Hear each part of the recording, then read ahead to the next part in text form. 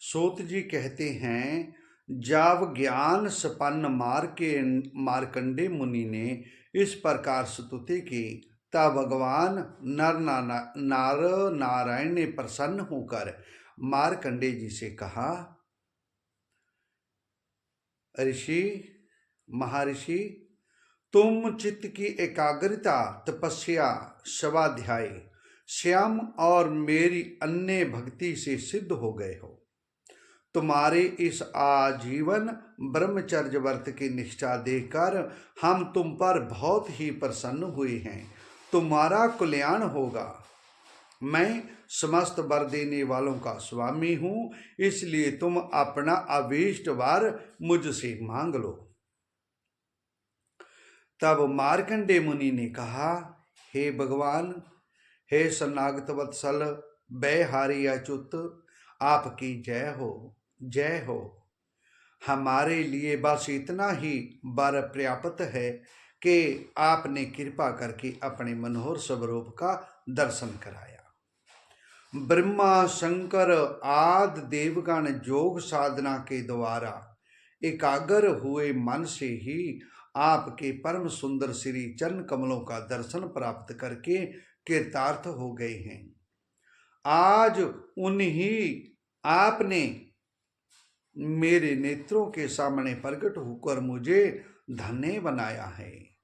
पवित्र कीर्ति महान भावों के श्रोमणी कमल नयन, मैं आपकी शरण हूँ, आपको नमस्कार करता हूँ। मैं आपसे एक बार मांगता हूँ, मैं आपकी वह माया देखना चाहता हूँ जिससे मोहित होकर सभी लोग और परलोक अद्वितीय और वस्तु ब्रह्म में अनेकों प्रकार के भेद निभेद देखने लगते हैं। सूत जी कहते हैं, शौनक जी, जब इस प्रकार मार्कंडे मुनि ने भगवान नर नारायण की इच्छा अनुसार स्तुति पूजा कर ली एवं वरदान मांग लिया, तब उन्होंने मुस्कुराते हुए कहा, ठीक है, ऐसा ही होगा। इसके बाद वे अपने आश्रम बद्रिकावन को चले गए। मार्कंडे मुनि अपने आश्रम पार ही रहकर निरंतर इस बात का चिंतन करते रहते कि मुझे माया के दर्शन कब होंगे। वे अग्नि, सूर्य, चंद्रमा, जाल, पृथ्वी, वायु, आकाश एवं अंतकरण में तो क्या सर्वत्र भगवान का ही दर्शन करते हुए मानसिक वस्तुओं से उनका पूजन करते रहे। कभी कभी तो उनके हृदय में प्रेम की ऐसी बाढ़ आ जाती कि उसके प्रवाह में डूबने उतरने लगते। उन्हें इस बात की भी याद न रहती कि कब कहाँ किस प्रकार भगवान की पूजा करनी चाहिए। शौनक जी, एक दिन की बात है, संध्या के समय पुष्पभद्रा नदी के तट पर मार्कंडे मुनि भगवान की उपासना में तन्मय हो रहे थे। ब्राह्मण, उसी समय एक बड़े जोर की आंधी चलने लगी। उसमें आंधी के कारण बड़ी भयंकर आवाज होने लगी। बड़े विकराल बादल आकाश में मंडराने लगे। बिजली चमकने लगी। रात के धुएं के समान जल की मोटी मोटी धाराएं धरती पर गिरने लगी। यही नहीं, मार्कंडे मुनि को ऐसा दिखाई पड़ा कि चारों समुद्र समूची पृथ्वी को निगलते हुए उमड़े आ रहे हैं। आंधी के वेग से समुद्र में बड़ी बड़ी लहरें उठ रही हैं। बड़े भयंकर शब्द हो रहे हैं। उस समय बाहर भीतर चारों ओर जल ही जल दिखता है। पृथ्वी नहीं और स्वर्ग भी डूबा जा रहा है। ऊपर से बड़े वेग से आंधी चल रही है और बिजली चमक रही है, जिससे संपूर्ण जगत संतप्त हो रहा है। जब मार्कंडे मुनि ने देखा कि इस जल प्रलय से सारी पृथ्वी डूब गई है, उद्विज स्वेदज, आंडज और जरायुज चारों प्रकार के प्राणी तथा सभीयों वे भी अत्यंत व्याकुल हो रहे हैं। तब वे उदास हो गए और साथ ही अत्यंत भयभीत भी। उनके सामने ही प्रलय समुद्र में भयंकर लहरें उठ रही थी। आंधी के वेग से जल राशि उछल रही थी और प्रलयकालीन बादल बरस बरस कर समुद्र को और भी भरते जा रहे थे। उन्होंने देखा कि समुद्र ने द्वीप, वर्ष और पर्वतों के साथ सारी पृथ्वी को डुबा दिया। पृथ्वी, अंतरिक्ष, स्वर्ग, ज्योति मंडल और दिशाओं के साथ तीनों लोक जल में डूब गए। बस उस समय एकाग्र एकमात्र महामुनि मार्कंडे ही बच रहे थे। उस समय वे पागल और अंधे के समान जटा फैलाकर जहां से वहां और वहां से जहां भाग भागकर अपने प्राण बचाने की चेष्टा कर रहे थे। वे भूख प्यास से व्याकुल हो रहे थे। किसी ओर बड़े बड़े मगर तो किसी ओर बड़े बड़े तिमलिंग मच्छ उन पर टूट पड़ते। किसी ओर से हवा का झोंका आता और किसी ओर से लहरों के थपेड़े उन्हें घायल कर देते। इस प्रकार इधर उधर भटकते भटकते वे अपार अज्ञान अंधकार में पड़ गए, बेहोश हो गए और इतने थक गए कि उन्हें पृथ्वी और आकाश का भी ज्ञान ना रहा। वे कभी बड़े भारी भंवर में पड़ जाते, कभी तरल तरंगों की चेष्टों से चंचल हो उठते। जब कभी जल जंतु आपस में एक दूसरे पर आक्रमण करते, कहीं शोकग्रस्त हो जाते। इस प्रकार मार्कंडे मुनि विष्णु भगवान की माया के चक्कर में मोहित हो रहे थे। उस प्रलय काल के समुद्र में भटकते भटकते उन्हें सैकड़ों हजारों ही नहीं लाखों करोड़ों वर्ष बीत गए। शौनक जी, मार्कंडे मुनि इसी प्रकार प्रलय के जल में बहुत समय तक भटकते रहे। एक बार उन्होंने पृथ्वी के एक टिल्ले पर एक छोटा सा बरगद का पेड़ देखा। उसमें हरे भरे पत्ते और लाल लाल शोभायमान हो रहे थे। बरगद के पेड़ में ईशान कोण पर एक डाल थी। उसमें एक पत्तों का दोना सा बन गया था। उसी पर एक बड़ा ही सुंदर नहासा शिशु लेट रहा था। उसके शरीर से ऐसी उज्जवल छटा छिटक रही थी जिससे आसपास का अंधेरा दूर हो रहा था। वह शिशु मरकत मणि के समान सांबला सांबला था। मुख कमल पर सारा सौंदर्य फूटा पड़ता था। गर्दन शंख के समान उतार चढ़ाव वाली थी। छाती चौड़ी थी। काली काली घुंघरालें अलके कपोलों पर लटक रही थी। नेत्रों के कोने कमल के भीतरी भाग के समान तनक लाल लाल थे। नन्हे नन्हे हाथों से बड़ी सुंदर सुंदर उंगलियां थी। शौनक जी, उस दिव्य शिशु को देखते ही मार्कंडे मुनि की सारी थकावट जाती रही। आनंद से उनके हृदय कमल और नेत्र कमल खिल गए। शरीर पुलकित हो गया। उस नन्हे से शिशु के इस अद्भुत भाव को देखकर उनके मन में तरह तरह की शंकाएं और कौन है आने लगी और वे उस शिशु से जे बातें पूछने के लिए उसके सामने सरक गए। अभी मार्कंडे जी पहुंच ही ना पाए थे कि उस शिशु के श्वास के साथ उसके शरीर के भीतर उसी प्रकार घुस गए जैसे कोई मच्छर किसी के पेट में चला जाए। उस शिशु के पेट में जाकर उन्होंने सब की सब वही सृष्टि देखी। जैसी प्रलय के पहले उन्होंने देखी थी, वे सब विचित्र दृश्य देखकर आश्चर्यचकित हो गए। वे मोहवश कुछ सोच विचार भी ना सके। उन्होंने उस शिशु के उदर में आकाश, अंतरिक्ष, ज्योतिर्मंडल, पर्वत, समुद्र, द्वीप, वर्ष, दिशाएं, पर्वत, देवता, दैत्य, बाण, नदियां, नगर, सब कुछ दर्शन किए। हिमालय पर्वत, वहीं पुष्पभद्रा नदी, उसके तट पर अपना आश्रम और वहां रहने वाले ऋषियों को भी मार्कंडे जी ने प्रत्यक्ष ही देखा।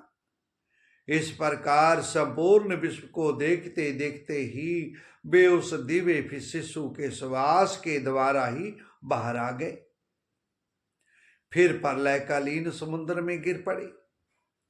अब फिर उन्होंने देखा कि समुद्र के बीच में पृथ्वी के टिल्ले पर वही बरगद का पेड़ ज्यों का त्यों विद्यमान है और उसके पत्ते के दोनों में वही शिशु सोया है।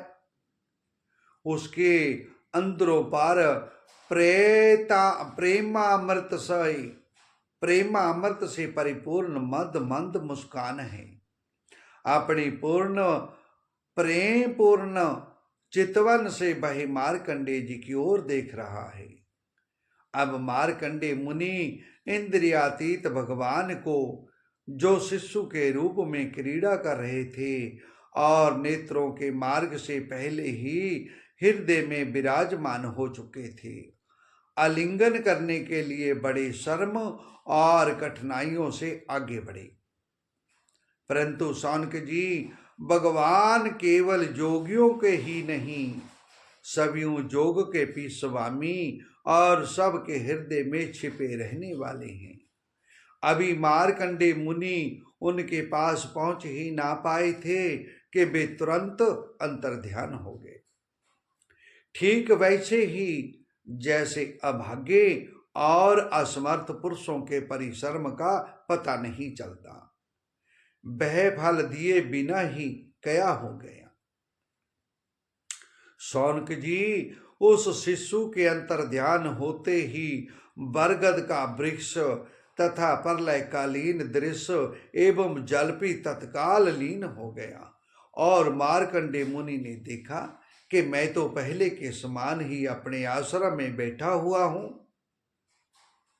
शौनकादि ऋषियों, मार्कंडे मुनि ने इस प्रकार नारायण निर्मत जोग माया वैभव का अनुभव किया।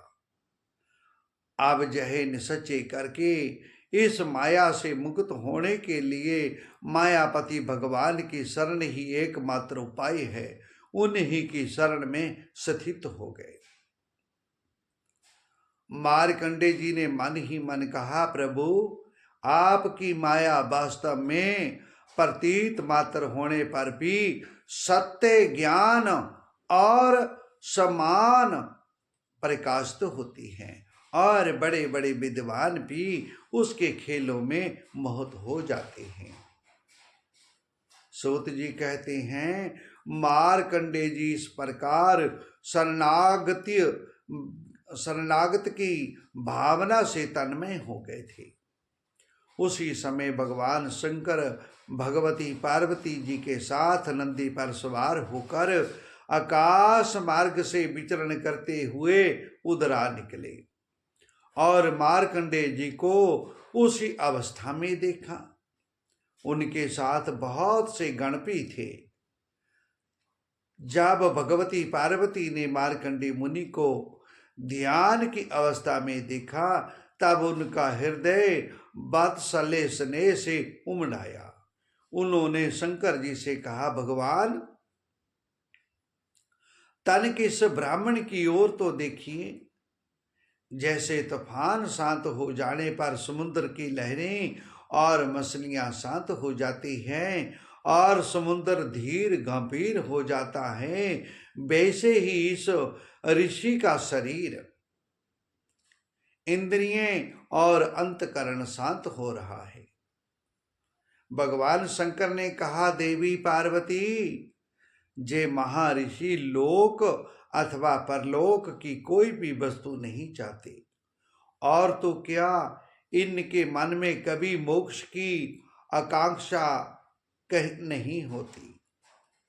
इसका कारण यही है कि घट घट वासी अविनाशी भगवान के चरण कमलों में इन्हें परम भक्ति प्राप्त हो चुकी है। पार्वती, इन्हें हमारी कोई आवश्यकता नहीं है, फिर भी मैं इनके साथ बातचीत करूंगा, क्योंकि ये महात्मा पुरुष हैं। जीव मात्र के लिए सबसे बड़े लाभ की बात यही है कि संत पुरुषों का समागम प्राप्त हो।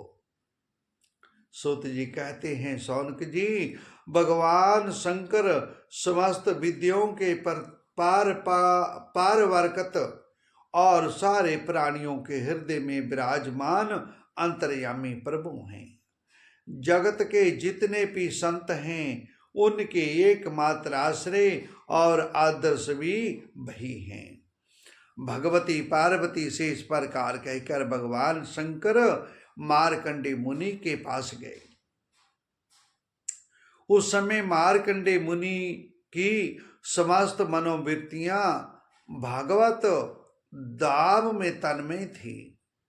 उन्हें अपने शरीर और जगत का बिल्कुल पता ना था, इसलिए उस समय वे वह भी ना जान सके कि मेरे सामने सारे विश्व के आत्मा एवं भगवान गौरी शंकर भंडारे हैं। शौनक जी, सर्वशक्तिमान भगवान कैलाशपति से यह बात छिपी ना रही कि मार्कंडे मुनि इस समय किस अवस्था में हैं। इसलिए जैसे वायु आकाश के संतान में अनायास ही प्रवेश कर जाती है, वैसे ही वे अपनी जोग माया से मार्कंडे मुनि के हृदय में प्रवेश कर गए। मार्कंडे मुनि ने देखा कि उनके हृदय में तो भगवान शंकर के दर्शन हो रहे हैं। शंकर जी के सिर पर बिजली के समान चमकीली पीली पीली जटाएं शोभायमान हो रही है। शरीर पर बाघंबर धारण किए हुए हैं। मार्कंडे मुनि अपने हृदय में अकस्मात भगवान शंकर का यह रूप देखकर विस्मित हो गए। जब उन्होंने आंखें खोली तब देखा कि तीनों लोकों के एकमात्र गुरु भगवान शंकर श्री पार्वती जी तथा अपने गणों के साथ पधारे हुए हैं। उन्होंने उनके चरणों में माथा टेक कर प्रणाम किया। ओम नमः शिवाय, ओम नमः शिवाय का जाप किया। तदनंतर मार्कंडे मुनि ने स्वागत आसन, अर्घ, गंध, पुष्पमाला, धूप और दीप आदि उपचारों से भगवान शंकर और पार्वती माता और उनके गणों की पूजा की। इसके पश्चात मार्कंडे मुनि ने उनसे कहने लगे, सर्वव्यापक और सर्वशक्तिमान प्रभु, आप अपनी आत्मान भूति और महिमा से परिपूर्ण काम हैं। प्रभु, आप अपनी आत्मान भूति और महिमा से परिपूर्ण काम हैं। आपकी शांति और सुख से ही सारे जगत में सुख शांति का विस्तार हो रहा है। ऐसी अवस्था में मैं आपकी क्या सेवा करूं? मैं आपके त्रिगुणातीत सदाशिव स्वरूप को और सत्व गुण से युक्त शांत स्वरूप को नमस्कार करता हूं। शंकर जी ने कहा, मार्कंडे जी, ब्रह्मा, विष्णु तथा मैं, हम तीनों ही वरदाताओं के स्वामी हैं। हम लोगों का दर्शन कभी व्यर्थ नहीं जाता। हम लोगों से ही मरणशील मनुष्य भी अमृत तत्व की प्राप्ति कर लेता है। इसलिए जो तुम्हारी इच्छा हो वही वर मुझसे मांग लो। ऋषि स्वभाव से ही परोपकारी, शांत चित्त एवं अनासक्त होते हैं। वे किसी के साथ बैर भाव रखते और समदर्शी होने पर भी प्राणियों का कष्ट देकर उनके निवारण के लिए पूरे हृदय से जुट जाते हैं। सारे लोक और लोकपाल से महात्माओं की वंदना, पूजा और उपासना किया करते हैं। केवल वे ही क्यों, मैं भगवान ब्रह्मा तथा सभी साक्षात ईश्वर विष्णु भी उनकी सेवा में संलग्न रहते हैं। ऐसे शांत महापुरुष मुझ में, विष्णु भगवान में, ब्रह्मा में, अपने में और सब जीवों में अनुमात्र भी भेद नहीं देखते। सदा सर्वदा सर्वत्र और सर्वथा एक रस आत्मा का ही दर्शन करते हैं। मार्कंडे जी, केवल जालमय तीर्थ ही तीर्थ नहीं होते तथा केवल जड़ मूर्तियां भी देवता नहीं होती।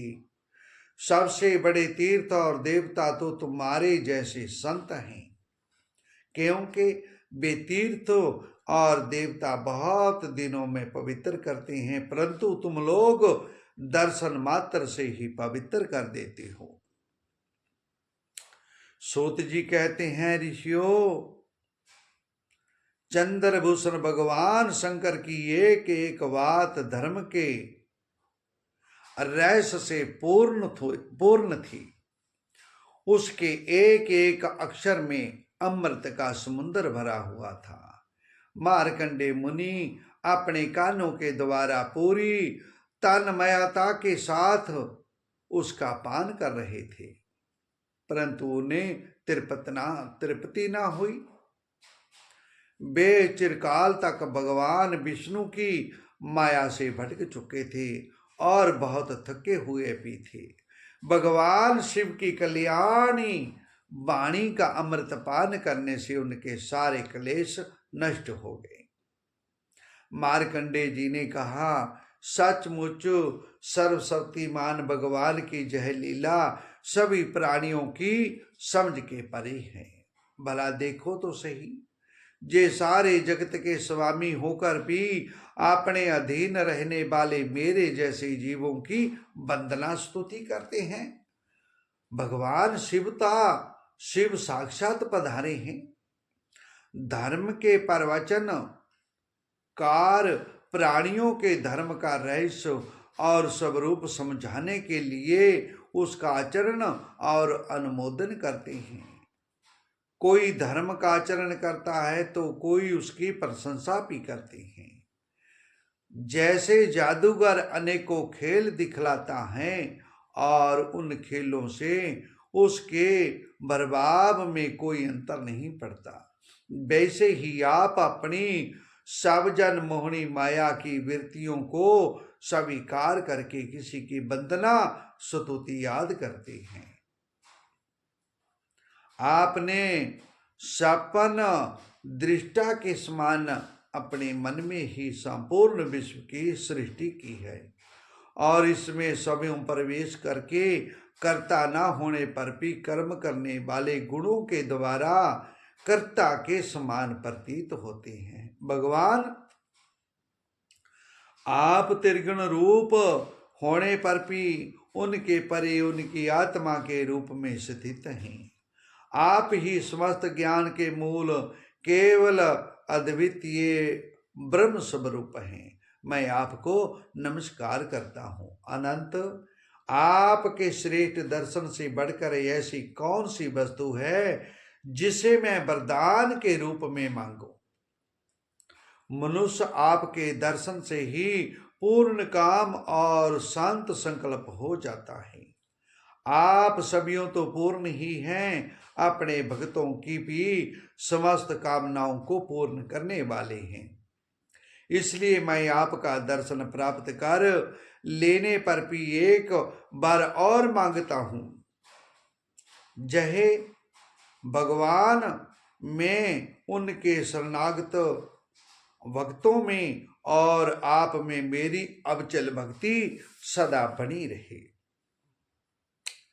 सूत जी कहते हैं शौनक जी, जब मार्कंडे मुनि ने समुद्र वाणी से इस प्रकार भगवान शंकर की स्तुति और पूजा की, तब उन्होंने भगवती पार्वती की प्रसाद प्रेरणा से यह बात कही, महर्षि तुम्हारी सारी कामनाएं पूर्ण हो, इंद्रियातीत परमात्मा में तुम्हारी अनंत भक्ति सदा सर्वदा बनी रहे, कल्प पर्यंत तुम्हारा पवित्र जस फैले और तुम अजर और अमर हो जाओ। महर्षि तुम्हारा ब्रह्म तेज तो सर्वदा अक्षण रहेगा ही, तुम्हें भूत भविष्य और वर्तमान के समस्त विशेष ज्ञानों का एक आदिष्ठान रूप ज्ञान और विराग युक्त सर्वरूप स्थिति की भी प्राप्ति हो जाए, तुम्हारे पुराण का आचार्य तब भी प्राप्त हो। सूत जी कहते हैं शौनक जी, इस प्रकार त्रिलोचन भगवान शंकर मार्कंडे मुनि को वर देकर भगवती पार्वती से मार्कंडे मुनि की तपस्या और उनके प्रलय संबंधी अनुभवों का वर्णन करते हुए वहां से चले गए। भृगु वंश श्रोमणी मार्कंडे मुनि को उनके महायोग का परम फल प्राप्त हो गया, वे भगवान के अन्य प्रेमी हो गए, आप भी वे सर्व शक्ति भाव रहते हृदय से पृथ्वी पर विचरण किया करते हैं। परम ज्ञान संपन्न मार्कंडे मुनि ने भगवान की जोग माया से जिस अद्भुत लीला का अनुभव किया था वह मैंने आप लोगों को सुना दिया। शौनक जी, यह जो मार्कंडे जी के अनेक कल्पों का सृष्टि प्रलयों का अनुभव किया वह भगवान की माया का ही वैभव था, तत्कालित और उन्होंने लिए थे, सर्व साधारण के लिए नहीं।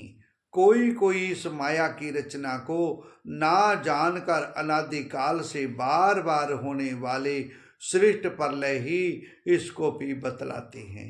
इसलिए आपको यह शंका नहीं करनी चाहिए कि इसी कल्प के हमारे पूर्वज मार्कंडे जी की आयु इतनी लंबी कैसे हो गई। भृगु श्रोमणे, मैंने आपको यह जो मार्कंडे चरित्र सुनाया है वह भगवान चक्कर पाणी के प्रभाव और महिमा से भरपूर है। जो इसका श्रवण एवं कीर्तन करते हैं वे दोनों ही कर्म वासनाओं के कारण प्राप्त होने वाले आवागमन के चक्कर से सर्वदा के लिए छूट जाते हैं।